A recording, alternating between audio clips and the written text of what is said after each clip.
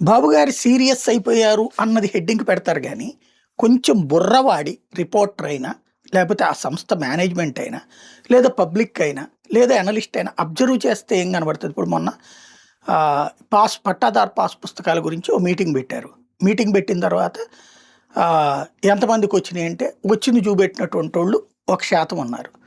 అదేందయ్యా అని అడిగారు జాయింట్ కలెక్టర్‌ని. లేదంటే 900 దాకా ఇచ్చామన్నారు. మరి ఆళ్ళేరి అన్నారు. ఆళ్ళెందుకుంటారు? పాస్‌బుక్ ఏమి నువ్వేమి వాళ్ళకేమి ఆస్తి ఇవ్వట్లా. లేదా అదేమి నీ ప్రభుత్వం తరపున కార్యక్రమం అతిథులు గాదు వాళ్ళందరూ గూడా. వాళ్ళ పాస్‌బుక్ వాళ్ళ ఆస్తి కాగితం వాళ్ళు పట్టుకుపోయారు.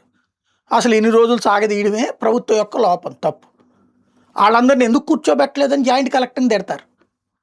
నేను ఇట్లయితే ఎట్లా అంటున్నారు. అంటే ఆయనేమన్నా జనాలను పోగేసుకొచ్చేందుకు కాంట్రాక్టరా? రాజకీయ పార్టీ నాయకుడా? మా బాబు గారు వచ్చేస్తున్నారు రండి, రండి, రండి, రండి అని చెప్పుకోవడానికి.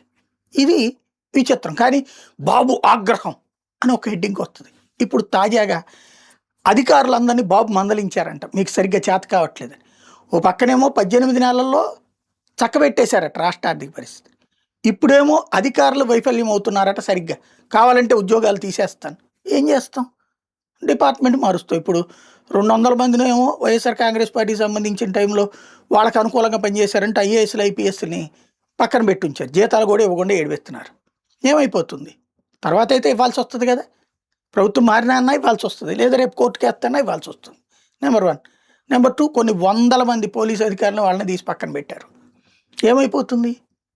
దాంతో పరిస్థితి బాగుపడిపోయిందా? మరి బాగుపడిపోయి ఉంటే గనక ఇప్పుడు ఈ గొడవ ఎందుకొస్తుంది? ఇప్పుడంతా అద్భుతం. ఓ పక్కన ఈ చెప్పే దాంట్లో లాజికల్ మిస్టేక్ ఏంటంటే, 18 నెలల్లో ప్రభుత్వాన్ని చక్కదిద్దుంటే చంద్రబాబు గారు అన్ని ఫైళ్లు యేసుకొని కూర్చొని చేయరు కదా! అధికారులందరూ సక్రమంగా పనిచేసినట్టు. అధికారులు సరిగ్గా పనిచేయట్లేదు అంటే ప్రభుత్వం సక్రమంగా పనిచేయనట్టు. అంతే గదా! ఏది నిజం?